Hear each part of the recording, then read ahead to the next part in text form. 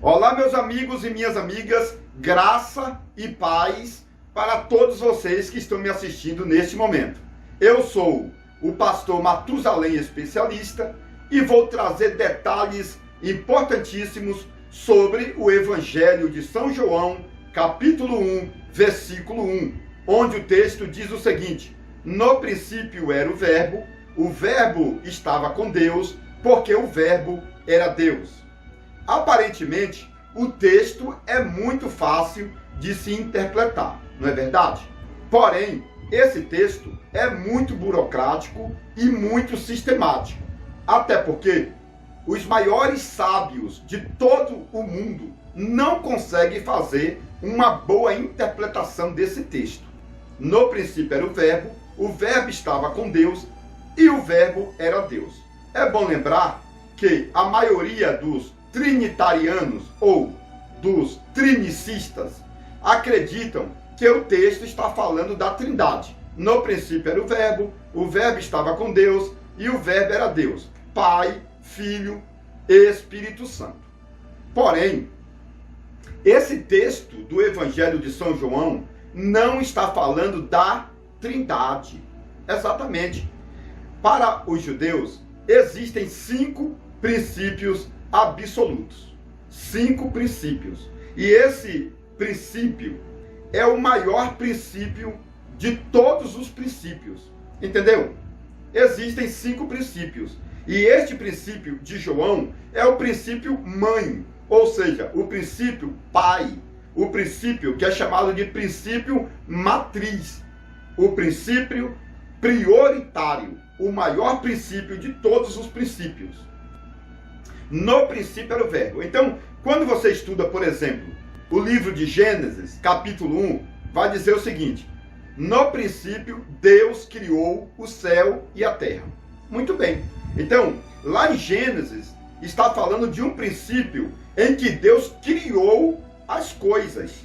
Porém, esse princípio do Evangelho de João não é um princípio para criar as coisas. Observe que o versículo fala o seguinte: no princípio era o verbo, Jesus. E o verbo Jesus era Deus, porque o verbo Jesus estava em Deus.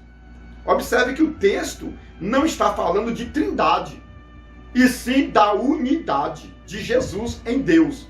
No princípio era Jesus, e Jesus estava em Deus. Por isso Jesus era Deus. Isso aqui, pessoal, é muito legal a gente aprender. Por quê? Porque quando você não estuda, aí você acha que tudo é heresia. Quando você não conhece a história, você acha que a história não é verídica.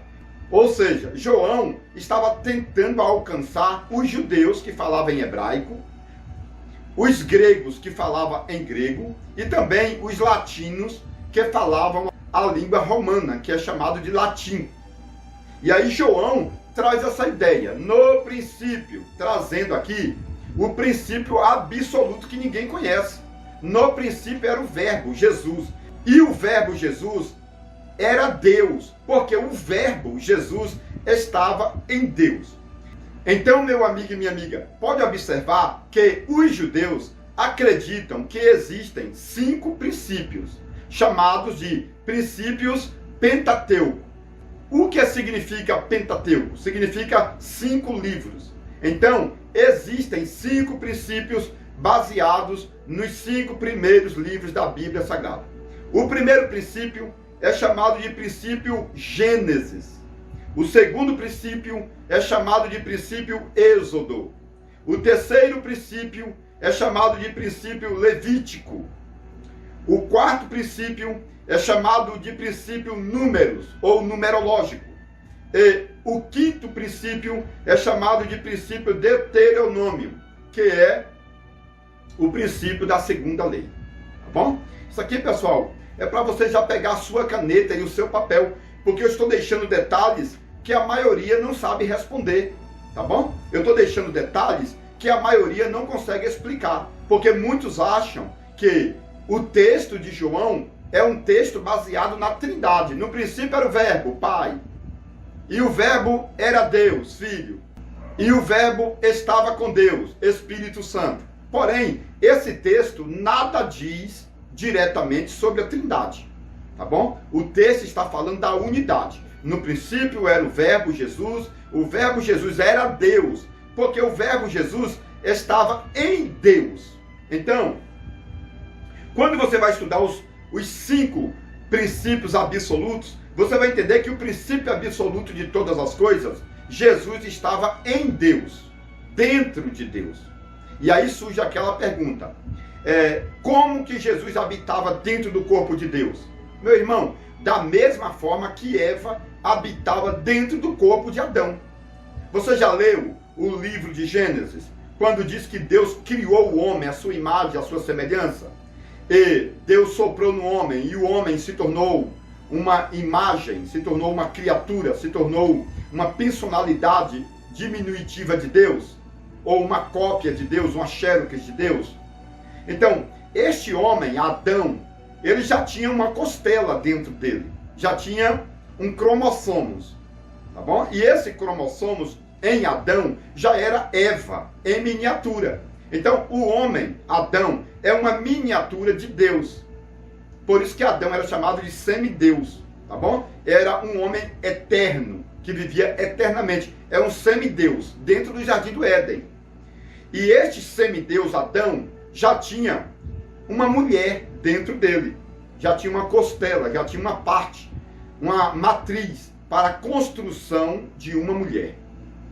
Tá bom? Então, Adão era um homem e dentro de Adão já tinha uma matéria.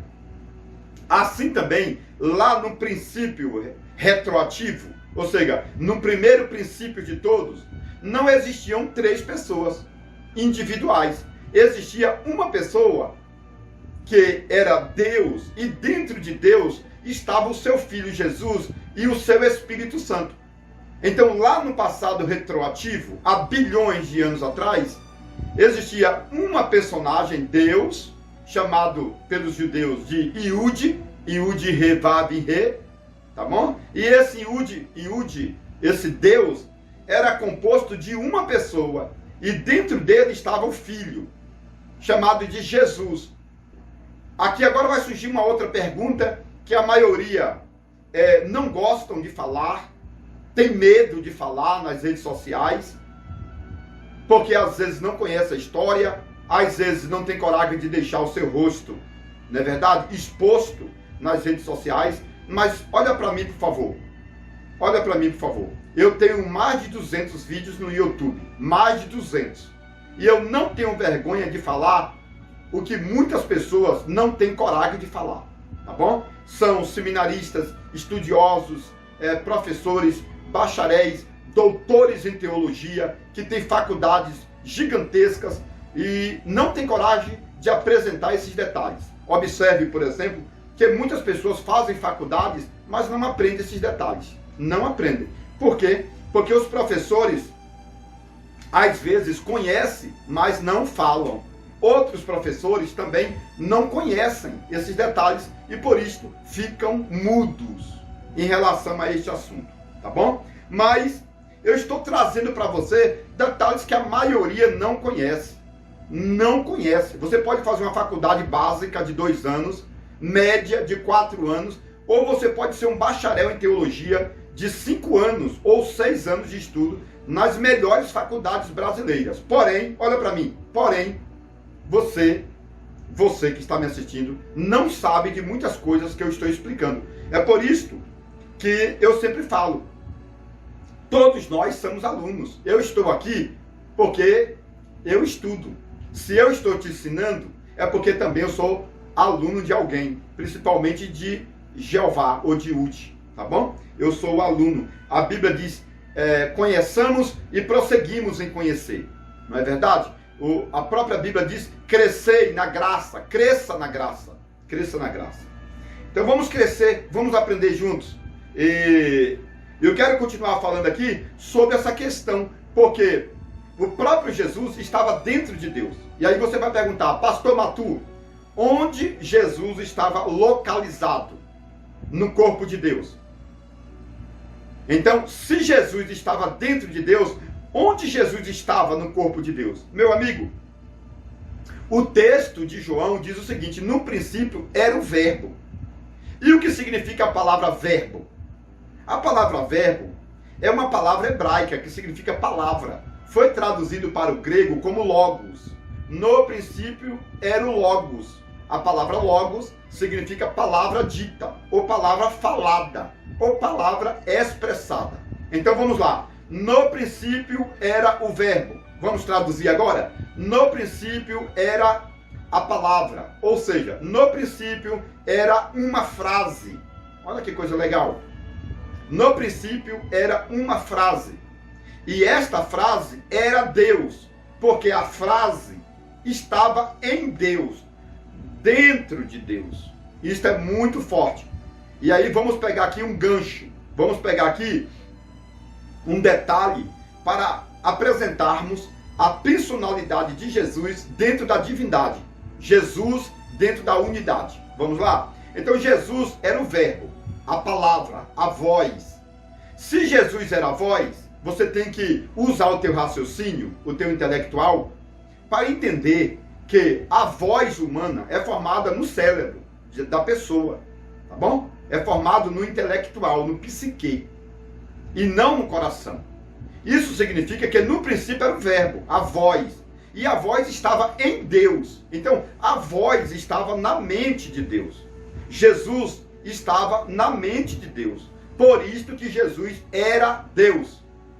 Então, o texto em grego, ou em hebraico, aramaico, em português, seja lá no idioma que você for estudar, está dizendo que no princípio era a voz, a frase, a palavra, chamado de verbo, chamado de logos. No princípio era o verbo, a palavra. E a palavra era Deus, porque a palavra estava dentro de Deus. E aí, você vai estudar aqui no Brasil e vai entender que a palavra, o som é gerado na mente e formalizado pela boca. A palavra é originada na cabeça.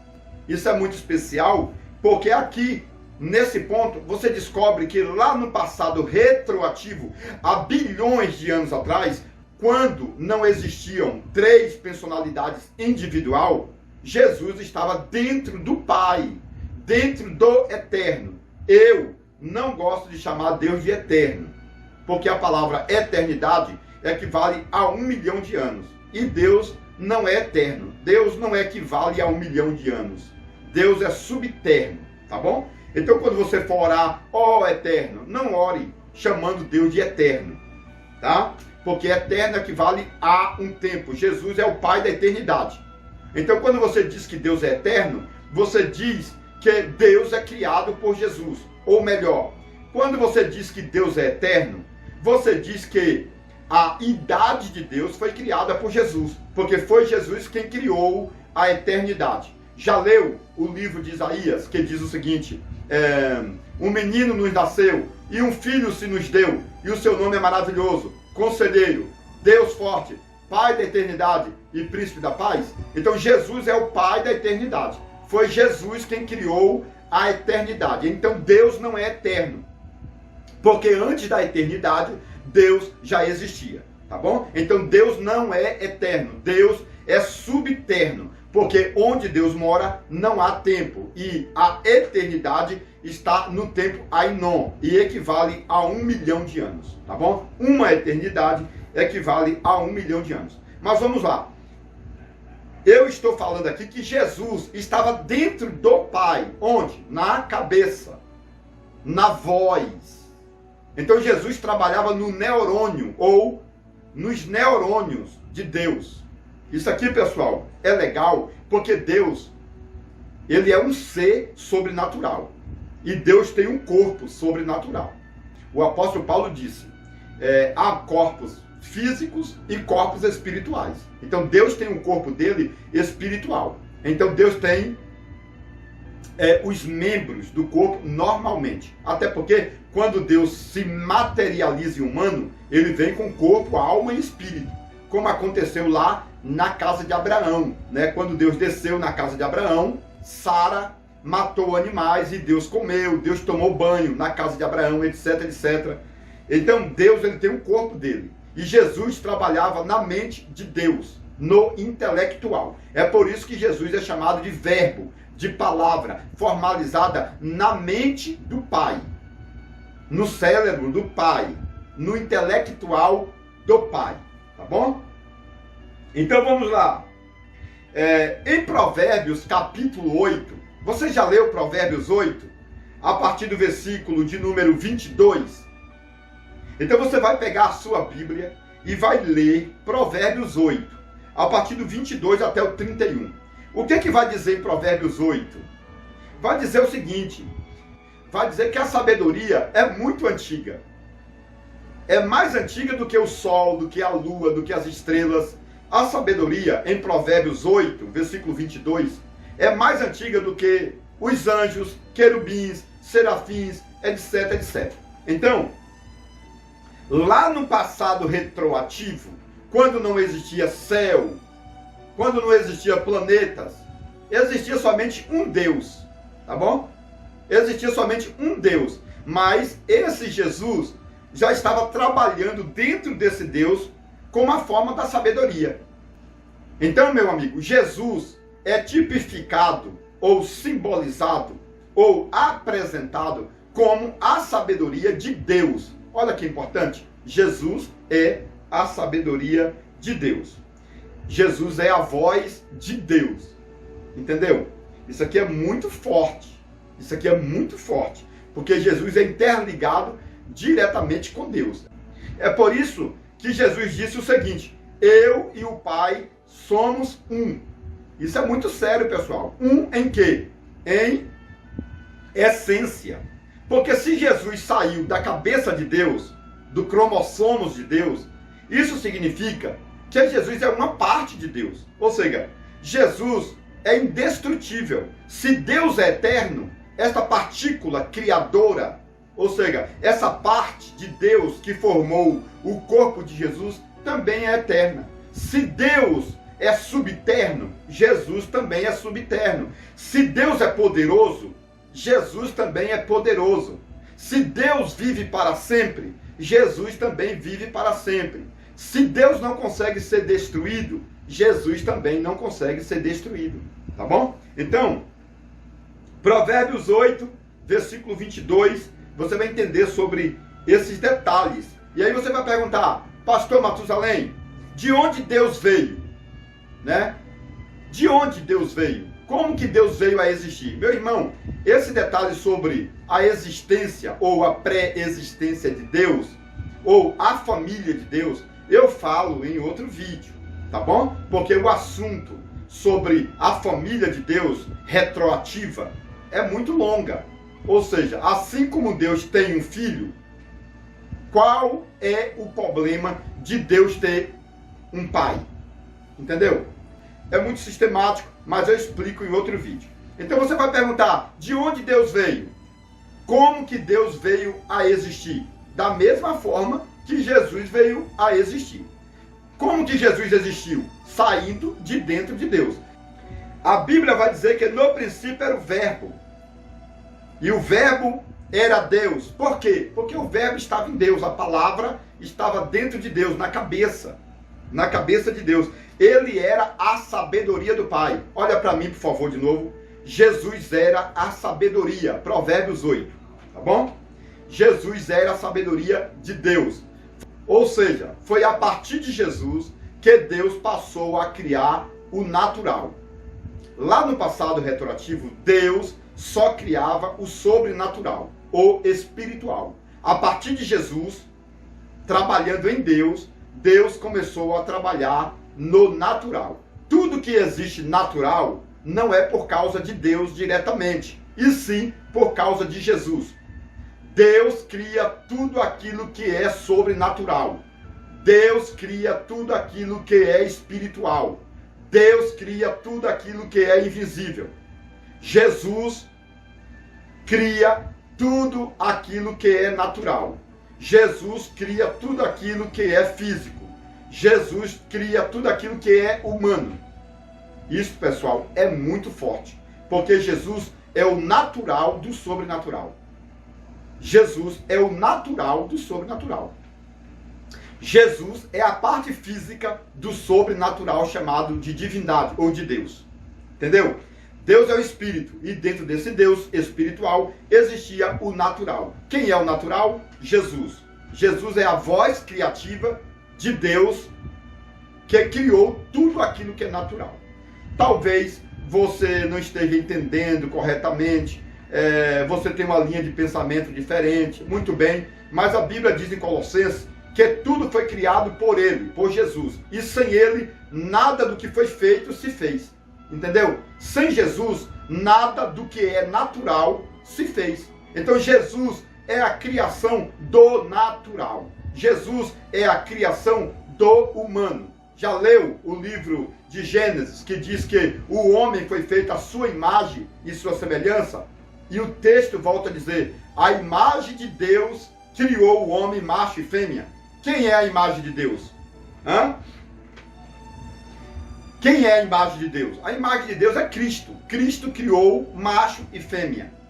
Tá bom? Cristo, Jesus, criou o natural, o homem humano, porque antes não existia o homem humano, só existia o sobrenatural, chamado de Miguel, né, que era o anjo poderoso, querubim, serafim e os demais anjos da grande hierarquia angelical, que os livros apresentam aí as 70 hierarquias, inclusive os 7 anjos mais poderosos do mundo, chamado aí de Gabriel, Miguel, Salatiel e os demais anjos, incluindo as hierarquias dos serafins e os querubins. Então, Deus criava tudo aquilo que é sobrenatural, espiritual. E Jesus cria tudo aquilo que é natural, tudo que é humano, tudo que é visível pelos humanos é criado por Jesus. Jesus é a palavra criativa dentro de Deus, na mentalidade, no sobrenatural, nos cromossomos de Deus. E aí, a partir desses cromossomos metafísicos,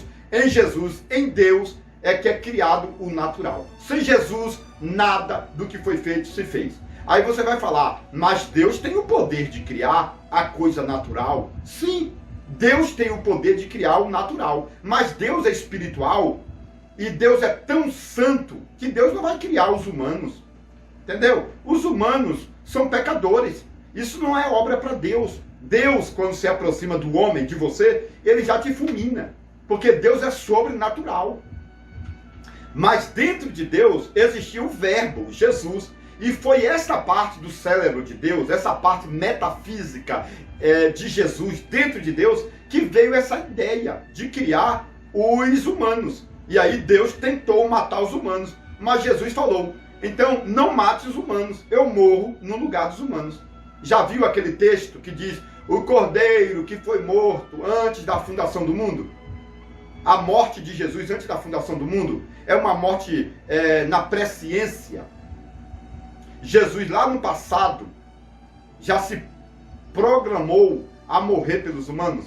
Então lá no passado já tinha essa presciência de Jesus dentro de Deus de criar os humanos.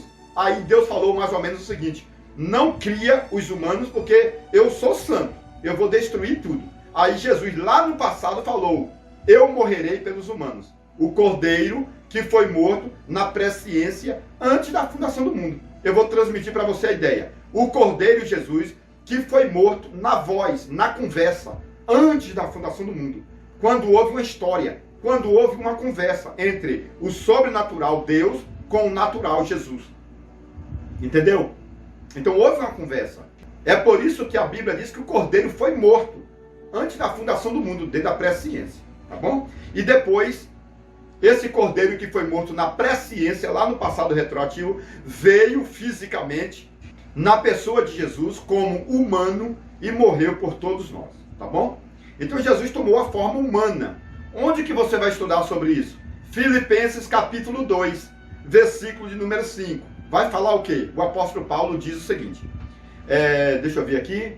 De sorte que haja em nós o mesmo sentimento que houve em Cristo Jesus, que sendo igual a Deus, olha, que sendo igual a Deus, não tomou por usurpação ou exaltação de ser igual a Deus, mas aniquilou-se tomando a forma de homem, e como homem aniquilou-se até a morte, e morte de cruz, pelo que Deus deu-lhe um nome que é sobre todos os nomes. Entendeu? Que o nome de Jesus é o nome sobre, é o nome que está acima de qualquer outro nome. Então, qual é o nome de Deus? Qual é o nome original de Deus? Alguns judeus dizem que é Yud-He-Vav-He. Muito bem. Mas o nome de Jesus se tornou maior. Porque Deus emprestou o seu nome. Deus deu essa glória para o Filho. Pelo que o seu nome é o nome sobre todos os nomes. Todos. No céu e na terra. Entendeu? Por que o nome de Jesus é tão grande? Isso aqui, pessoal, é muito forte. Porque lá no passado, retroativo, Jesus morava dentro do Pai. E lá na Nova Jerusalém, lá no futuro, progressivo, o Pai vai morar no Filho. Você já leu essa história em Colossenses, capítulo 2? Já leu o livro de Efésios? Que fala que lá no futuro, Deus vai morar no corpo do Filho? Não leu ainda? Então tem que ler. Tem que ler. Aí você vai falar, pastor Matu, eu não sei onde ler esses detalhes. Então, meu amigo, compre os meus materiais. Tá bom? Livro dos Sermões, com 700 páginas. Aliás, 720 páginas. Tá bom? E o livro de Gênesis. A revelação completa, com 715 páginas. Entendeu? Livro dos Sermões e o livro de Gênesis. Você quer aprender detalhes em hebraico, aramaico, grego, sumeriano, midrashiano? O que é que você vai fazer? Vai comprar esse livro aqui, ó. Tá entendendo? Com 715 páginas. E comprar esse outro livro aqui, olha, com 720, ó. O livro de Gênesis, a revelação completa, e o livro dos Sermões e as pérolas do conhecimento, por Matusalém especialista. Porque aqui você vai aprender detalhes que você nunca ouviu falar. E aí você vai falar, pastor, que tamanho é esse livro? Meu irmão, isso aqui é uma miniatura, tá bom? Eu estou com miniatura. Esse outro aqui também é uma miniatura. Ele é bem maior que isso, tá bom? Aí você pode comprar para você aprender esses detalhes em hebraico, aramaico, grego, sumeriano. Você vai aprender a questão linguística, idiomática. Você vai aprender essa questão cultural e numerológica. Olha para mim, por favor. Você vai aprender detalhes que ninguém consegue explicar aqui no Brasil. Tanto do Antigo quanto do Novo Testamento. Porque esses materiais aqui, ele trabalha com o passado, com o presente e com o futuro. Entendeu? Ele trabalha na questão histórica, na questão presente e escatológica. São materiais que trabalham muito na questão da escatologia, sobre arrebatamento, reino milenar. Eu vou contar a história do que vai acontecer depois do arrebatamento, depois do milênio, tá entendendo? Como seremos dentro da Nova Jerusalém, entendeu? Porque a maioria das pessoas explica até o arrebatamento ou até o milênio.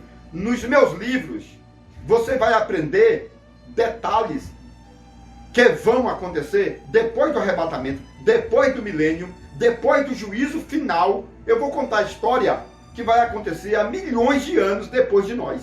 Isso aí você não vai encontrar nos livros nacionais. Somente nesses dois livros, tá bom? Livro de Gênesis, 715 páginas. Livro dos Sermões, 720 páginas. Livro de Gênesis, mais de 1000 detalhes, baseado na história e na cultura do povo judeu. Livro dos Sermões, mais de 1000 pérolas, baseado na cultura do povo grego, do povo babilônico e também do povo latino. Meu irmão e minha irmã, são detalhes que você não vai encontrar praticamente em canto nenhum. Então adquira imediatamente, veja o número do meu telefone aqui abaixo, tá bom? Já se inscreva no meu canal, deixa o like, ei, faça alguma coisa para me abençoar, porque eu estou te abençoando, tá bom? Uma mão lavada lava outra. Então se inscreva no meu canal, deixa o like e também não se esqueça de ativar o sininho para que você tenha novas notificações acerca do meu canal. Vamos voltar a falar sobre Jesus dentro do Pai? Vamos lá? Então, meu amigo, Jesus dentro de Deus. Olha, meu rascunho é grande, olha. Eu estou aqui ainda, na parte superior. Então não vai dar para falar tudo, meu amigo. Tá bom? Mas eu vou deixar mais uma ou duas pérolas aqui, tá bom? E aí você vai comprar o meu material, claro, para aprender coisas mais profundas. Porque aqui no vídeo não dá para falar tudo. Aí você tem que adquirir o material, lógico, claro. Material bom é material que deve estar do nosso lado, para te ajudar. Porque tem aquele livro que a gente lê e nada aprende, né? Lê muito e aprende pouco. Nos meus livros, você lê pouco e aprende muito, tá bom? Nos meus livros você lê pouco. Nos meus livros você lê pouco. Por quê? Porque em cada página você vai aprender pérolas, detalhes magnificantes, exuberantes, que ninguém sabe. Isso vai ajudar bastante, pelo menos no meu ponto de vista. Então vamos lá. A palavra estava na mente de Deus, né? Essa palavra criativa. Romanos 10, versículo 8, né? Então vai falar sobre essa questão, que a palavra é gerada no coração. Só que a palavra no original aqui não é coração, é mente, tá bom? Romanos 10, verso 8, onde vai falar que a palavra sai do coração. Lá no original a palavra sai da mente, entendeu? E não do coração. Quando a Bíblia fala de coração, é um sinônimo da mente, tá bom? Até porque se trocar o teu coração, a sua mente continua sendo a mesma. Então, o subconsciente não está no coração, e sim na mente. Porque se trocar o teu coração, você continua sendo a mesma pessoa. Mas se mexer na sua mente, aí você muda totalmente o seu perfil de mentalidade. Então, tudo que acontece em questão da criação de palavras, da sabedoria, não está no teu coração. Por exemplo, se você que está me assistindo é uma pessoa sábia, e você tiver um problema sério no seu coração, e você receber um implante de outra pessoa que não é sábia, você vai continuar sendo sábio, tá bom? Porque o coração do dolo, o coração daquela pessoa não vai ter qualificações para mudar o teu intelectual. Então não é o coração que muda o intelectual. Então existe uma individualidade entre mente e coração. Mas a Bíblia fala de coração como o centro da sabedoria.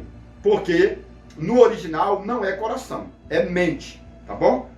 Então em Romanos 10, 8 vai falar que é do coração que procede. Mas no original fala que é da mente que procede.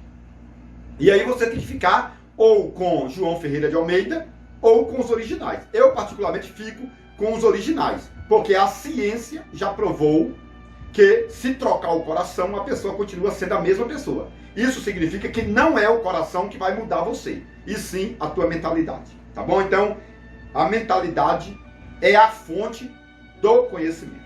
Vamos lá então. Então, Deus lá no passado era uno, uma divindade. E aí, por causa de você, se tornou trindade, Pai, Filho e Espírito Santo, tá bom? É óbvio, pessoal, que existe essa questão de unicismo, dualismo, trinicismo, não é verdade? Deus é um, Deus é dois, Deus é três. Quem é Deus? Irmão, Deus não é três, Deus é um. É uno, é uno. Lá no passado existia somente um Deus. E o Espírito Santo com Jesus estava dentro dele. Lá no futuro não vai existir três pessoas, e sim uma. Uma só. Toda a plenitude de Deus vai habitar em Jesus. Então lá no passado Jesus habitava dentro de Deus. Lá no futuro Deus vai habitar dentro de Jesus. É bíblico. Por que vai acontecer isso? Porque Deus vai morar com os humanos. Deus vai morar com os humanos na Nova Jerusalém. Mas Deus é muito forte, é muito poderoso e não dá para morar conosco, porque ele mata todo mundo. Mesmo depois do arrebatamento, não dá para Deus morar com os humanos, porque os humanos vai ter o seu corpo metafísico transformado. Entendeu? Você não vai ter outro corpo, você vai ter esse corpo seu transformado. Entendeu? Você não vai pegar outro corpo de outra pessoa, de anjo. Não. Você vai pegar esse corpo seu e vai transformar em outro corpo. É claro que se você for uma pessoa que peca muito, esse corpo transformado vai receber essa característica. Então, o vaso da terra vai dar origem a um vaso espiritual. Entendeu? O teu corpinho, o teu corpo, vai dar origem a um corpo espiritual.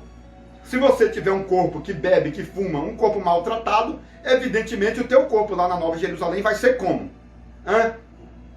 Aí você pode falar, não, pastor Matusalém, Deus vai transformar meu corpo em um corpo de glória. Meu irmão, usa o raciocínio, pelo amor de Deus. Usa o raciocínio. Jesus morreu e ressuscitou com um corpo transformado, lógico. Quando chega lá no Apocalipse, depois do arrebatamento, ainda ele vai estar com as vestes sujas de sangue. Entendeu? Jesus ainda tem os buracos nas mãos, ó. Ele está lá na Nova Jerusalém. Então, os buracos estão nas mãos. Lá no reino milenar, Jesus vai mostrar as mãos furadas. Ou você está achando que o teu corpo vai ser diferente desse que você tem aí? Então, cuida do seu corpo, porque ele é o templo do Espírito Santo, tá? E você vai receber um corpo, uma matéria incorporal para habitar no corporal. Ou seja, você vai pegar uma transformação para transformar o teu corpo, tá bom? Isso aqui é muito sério porque isso mostra a diferença de cada pessoa lá nas mansões celestiais. Tem pessoa que não pode ir para o 7º andar da Nova Jerusalém, porque a matéria incorpórea é muito fraca, o corpo dele é muito fraco. Já leu aquela palavra que diz que muitos se assentarão à mesa com Abraão, com Isaac e com Jacó? Lá em Mateus 8, muitos lá em cima na Nova Jerusalém se assentarão à mesa com Abraão, com Isaac e com Jacó. Não é todos, são muitos, tá bom? Por que não são todos? Porque nem todas as pessoas terão qualificações. Já leu aquela palavra em Apocalipse, capítulo 2, que diz que aquele que vencer comerão do fruto da árvore da vida? Já leu? Não é todo mundo que vai comer do fruto, mas tem pessoas que está tão acabadinho com esse corpinho, deformou tanto com bebidas, com cocaína, heroína, que aceitou Jesus na hora da morte, e aí vai precisar comer do fruto da árvore da vida para poder ter um corpo metafísico melhorzinho, porque você já deteriorou o teu corpo aqui na Terra. Então, eu não quero entrar muito nesse assunto aqui, porque muitos que não estudam os originais vai dizer que isso é uma heresia, tá bom? Mas porque não conhece os originais, não conhece a Bíblia verdadeiramente, só conhece a Bíblia escrita por João Ferreira de Almeida. Você vai pegar a João Ferreira de Almeida, porque João Ferreira de Almeida foi um padre. João Ferreira de Almeida foi um padre, entendeu? Então você vai pegar a tradução de João Ferreira de Almeida, coitadinho, né? Os crentes soberbos, os crentes aí, né, que acham que é o dono do mundo, e não é o dono do mundo, não é verdade? Acha que sabe tudo, não é verdade? E alguns são arrogantes. Muitos cristãos arrogantes. Tá bom? E fala mal de todo mundo, fala mal de católico, fala mal de outras religiões e na verdade usa a Bíblia de João Ferreira de Almeida, que foi um padre. Fala mal do padre, mas usa a tradução do padre.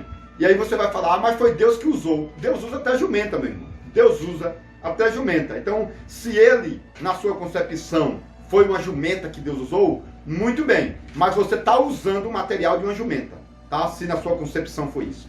Então, tem que respeitar essa questão do conhecimento. Porque João Ferreira de Almeida já pegou a tradução de Jerônimo, que já estava um pouco adulterada. E Jerônimo já pegou do grego, que também já tinha erro.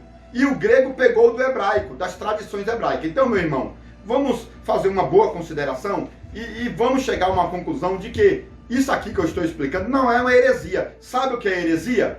Heresia é você não estudar os originais e pegar o material do padre João Ferreira de Almeida, que traduziu a Bíblia para você, e falar mal de todo mundo. Isto é uma heresia. Isto é uma heresia. Você usar as coisas do padre e depois xingar os padres, amaldiçoar os padres, dizer que os padres vão para o inferno, e etc, etc, etc, etc, etc. Tá bom? Então, às vezes, você tem que fazer um bom julgamento, tá bom? Um bom julgamento. Porque o ladrão, Dídimas, é salvo na cruz, tá bom? Então muitos padres serão salvos. Muitos padres serão salvos na cruz, tá bom? Então vamos lá.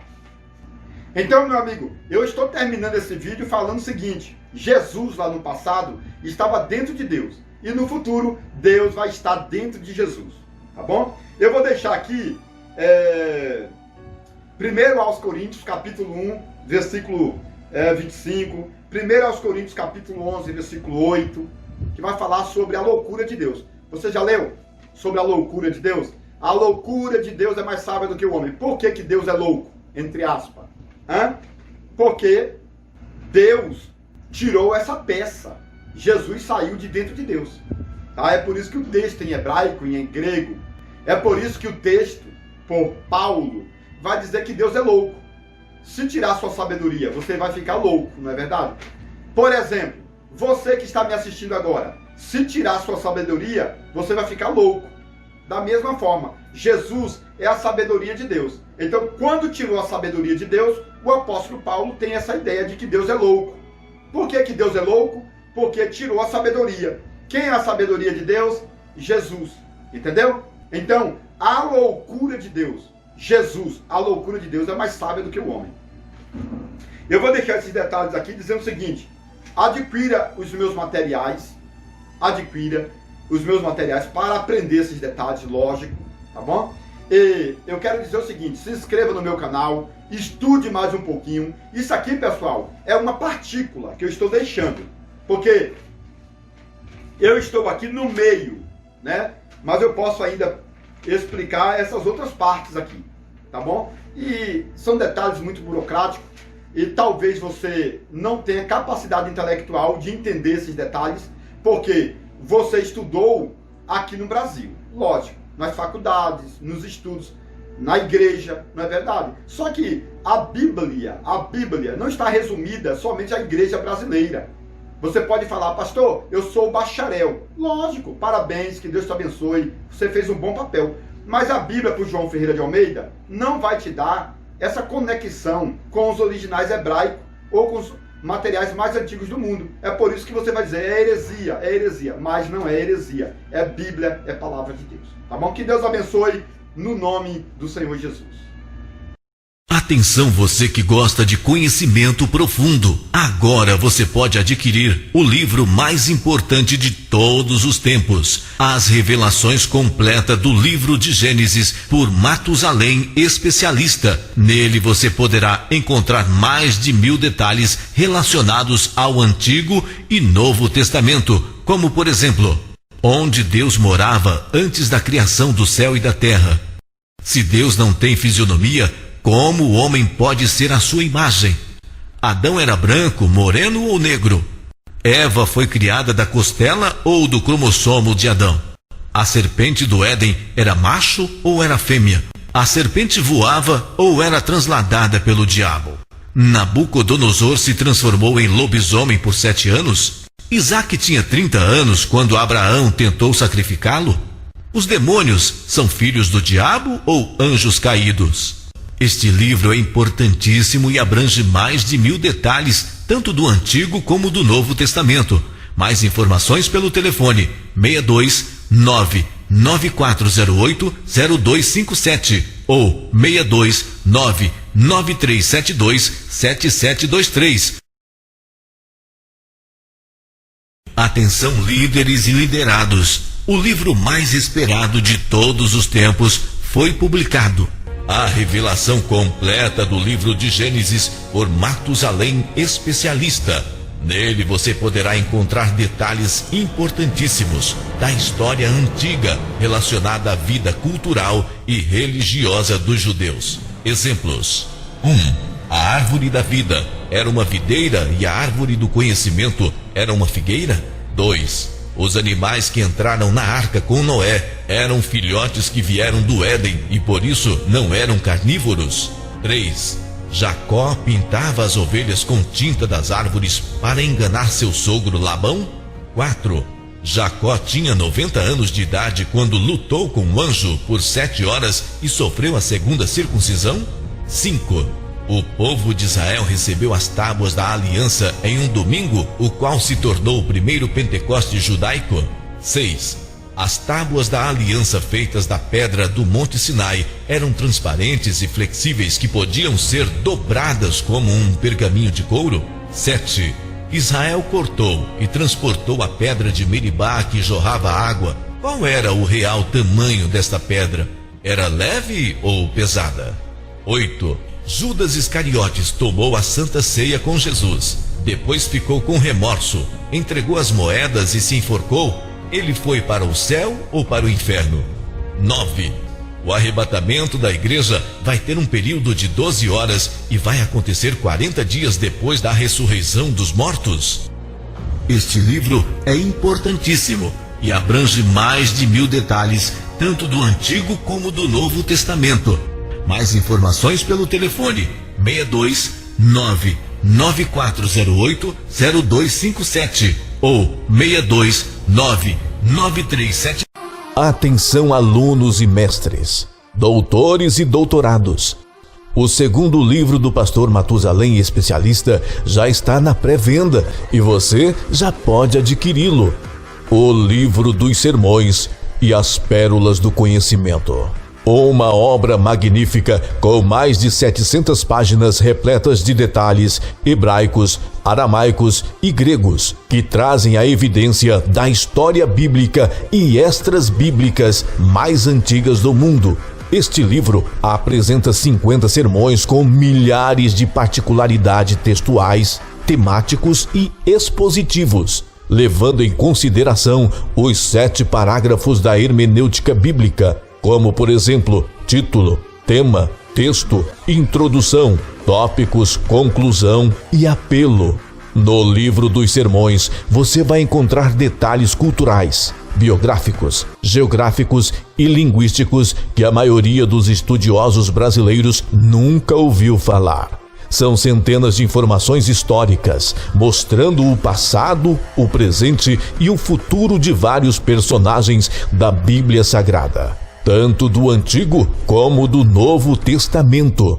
Quero antecipar que verdadeiro sermão é formado com começo, meio e finalização. Portanto, este livro dos sermões é essencial para que todos os leitores continuem fazendo sermões, mensagens e palestras diferenciadas e continue crescendo na graça e no conhecimento.